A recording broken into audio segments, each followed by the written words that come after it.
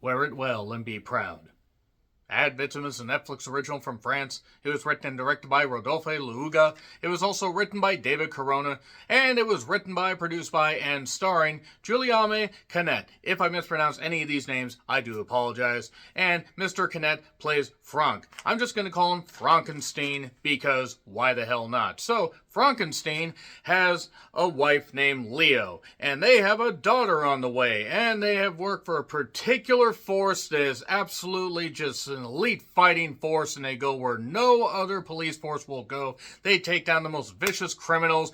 They are able to do anything that they want, but unfortunately an operation ended up going absolutely fucking tits up, which leads, unfortunately, to Frankenstein having to rescue his wife, his pregnant wife now, Leo, from the clutches of evildoers. And there's a reason why that we eventually get to, because after we basically see the setup for this then goes back a decade earlier to where we see them on this elite fighting force named GIGN. Gigan. It's a Giga Network. I don't know what the hell it's actually supposed to be. Whatever. It is what it is.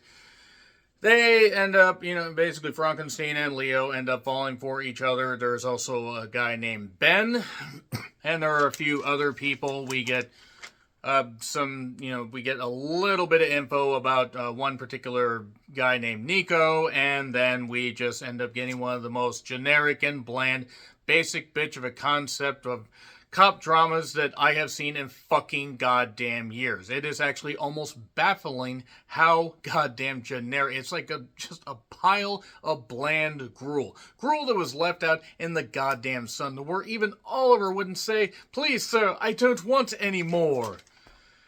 Look, I didn't expect much from this, and while on the surface this movie really isn't the worst goddamn thing, it just is so goddamn bland and boring with a plot that is both simplistic and incomprehensible because while it does try to set some things up, then in the third act it just says, oh fuck it, we're just going to go full balls to the wall action, except we're not, because it's like everybody involved in this movie heard the term action movie, but never actually bothered to sit down and watch a few, or one, or even a scene from one. It's like an action movie that was done by AI, and really, really stupid AI, by the way. Look, I'm sure everybody tried. I'm sure everybody thought they were doing something good to release something fun, but this was not fun. This was a slog. This is 97 goddamn minutes of just like bingo card cliche bullshit. It is almost astonishing the fact that you can predict every single thing that's going to happen. It also kind of question why the hell any of this is happening and why you should care about any of these characters. None of these characters, by the way, are worth rooting for. I mean, I'm sorry, and that's not even anything against the actors. But when you have this level of ineptitude and you have somebody that wrote, produced, and also is starring in the movie, that can go one of two goddamn ways. That can actually end up benefiting the movie, or it can be self-serving. And I don't know if it's necessarily self-serving, but it didn't benefit the goddamn movie. It just ended up being something where it's like, oh, right, you really? This is where we're going? And these action scenes, I'm sorry. There's like one fight scene in an apartment that's all right. But there's a car chase scene later on that is so goddamn generic. There's some silliness. And I don't mind silliness in my action movies, but for a film where it's just like, oh, wait, bang, we're going to have this happen, bang, we're going to have this happen. We're not going to give the viewer a chance to realize that we really actually don't know what the fuck we're doing as far as a plot, because really the plot is so goddamn messy and so ridiculous. And it's every bit of generic material, like just splayed out in front of you, and just with cardboard cutout characters and just terrible, like just pacing. It's not good. It's not good at all. So on Netflix, if you want to check it out. One of the worst films of the year already. 3, 2, 1, spoilers. So, basically, Frankenstein and Leo are expecting. We find that out. Their apartment has been broken into a few times. It turns out that there's a particular crucial piece of information these evildoers want to get because it is something that could take down an operation.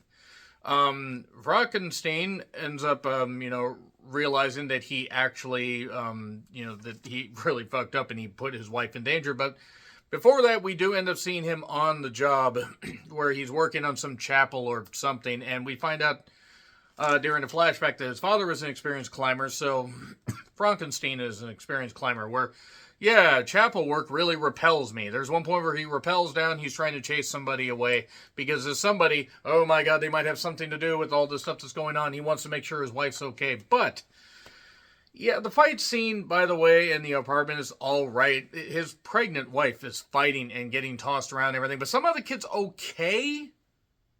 Whatever it is, what it is. You could basically the enforcer.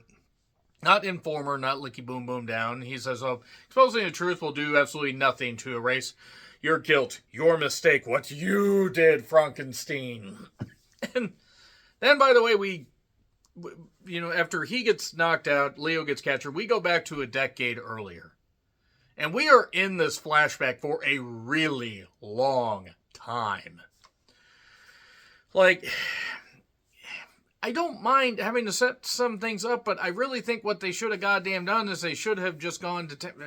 I don't think there's any way to really salvage this, but the pacing of it and the fact that we start present day 10 years earlier. There's a guy named Ben. Nassim lies. He's all right. He tries here. He never knew his parents, according to a little bit of backstory that we get. And alcohol fueled the movie. Kind of makes sense with the writing.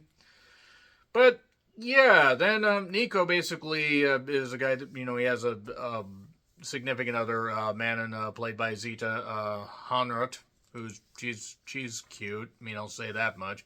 She tries at least. She doesn't really give him much to do, the actress that is. But after this elite fighting force is put together, then 9 years later, we see something go on where basically this robbery, this seemingly innocent robbery, ends up in bloodshed. Nico ends up dying. Right after Nico told him, you need to get a family and everything and do this so you have motivation. But then if you die, whatever, just push that fear out of your mind. Well, you can push that blood out of your body because your neck's slashed, Nico, you fucking idiot. So then, yeah, basically it turns out that the guy that was involved in this was some kind of special ops. And then his boss, Sylvain Grenier. It's not Sylvain Grenier, but I'm just going to pretend. Because it would have been better. It would have been better than what we got here. So, Nico has a funeral. Leo offers to help Manon, or however you say her name, because she's losing it with the kids. Because the kids are older, by the way. There was one thing about 10 years, the 10-year before part where we saw a 2-year-old kid, but now they got 2 kids. The wife, Nico's ex, is wondering, or widow is wondering what she's going to do. And Ben, by the way, also got his knee slashed, so he's off the force and left the team because he didn't want a desk job. All this stuff is just being thrown at us, by the way. Frankenstein ends up realizing, hey, wait a second, I can still investigate this stuff because apparently nobody bothers to check that nobody has clearance after they left the team. Oh, yeah, there was a guy with a hired mercenary and everything and all this for particular special projects. And, oh yes, then they throw a party for, Frankenstein and his wife throw a party for one of the kids. And this is while she's pregnant, by the way, so I guess we're almost in the current day. And then they're just they're talking and everything, but one of the kids is still upset because the dad died. It kind of makes sense as to why he would still hold on to the resentment. But then, we see some special services talk to Madam Prime Minister.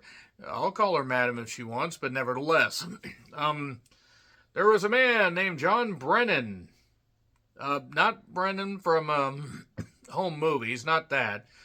Who was an arms dealer, and these 2 guys that were shot in the hotel lobby a little bit later that led to Nico getting slashed and Ben's knee being fucked and all that, and Frankenstein being ousted from the team. It turns out they were hired to do this secret government stuff and everything and stop this arms dealer, but that didn't work. And one of the pieces of evidence, the crucial piece of evidence that Nico, or not Nico, but Frankenstein had was a patch. A patch, by the way, that had a whole bunch of blood on it. A patch that, was from earlier when his, a patch that it reminds him of the patch that his dad had that he was gifted a little bit into his tenure. So yeah, 30 minutes left, by the way, and Frankenstein now must basically get the patch and save his wife. So he ends up getting Ben to help him Ben ends up going into the woods. Despite the fact Ben said his knee was fucked, he is fine. So, Frankenstein meets the guys. We end up getting a wild shootout because Ben shows up with a gun. And during a chase scene, Leo gets shot. So, oh no, she's going to bleed out. And meanwhile, the police think that, Frankenstein is responsible for all this.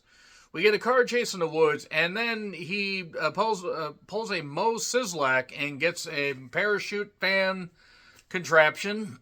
Doesn't rescue Homer Simpson, but he gets that, and he was not wearing Pharaoh slacks, unfortunately. That is the sad thing. I'm trying with this review, I really am.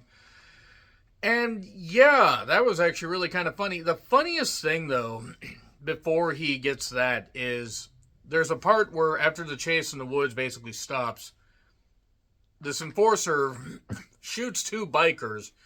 They conveniently have dirt bikes, by the way. Frankenstein takes off on one, and the enforcer takes off on the other. And then, yeah, all this stuff's going on. It's a race for the patch, and it's a race for all this and whatever. And Ben, by the way, has been gut shot, so it seems like he's going to die, potentially. But he's driving Leo to the hospital.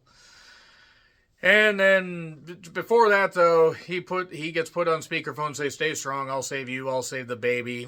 This will not end. This is generic. It's terrible. And, yeah, then all the G.G. Allen soldiers show up, and Frankenstein basically says, I'm going to take my wife into the hospital. So he does. Sylvain Grenier, the boss, says, come with us. So he's arrested, but then, no, Leo is fine. She shows up with the baby. God, I would have asked for a refund if I had a kid like that, but nevertheless, she basically had taken the badge with the blood and everything to prove that the secret government conspiracy and all this, and everybody was in on it and whatever, and trying to frame, I guess, I don't know. But yeah, Frankenstein is freed. Yeah, there you go. F, it's terrible. I mean, I don't know what you want me to say. I don't know how the fuck I got this much material out of it, because it was not... It was really bad. It was really, really bad.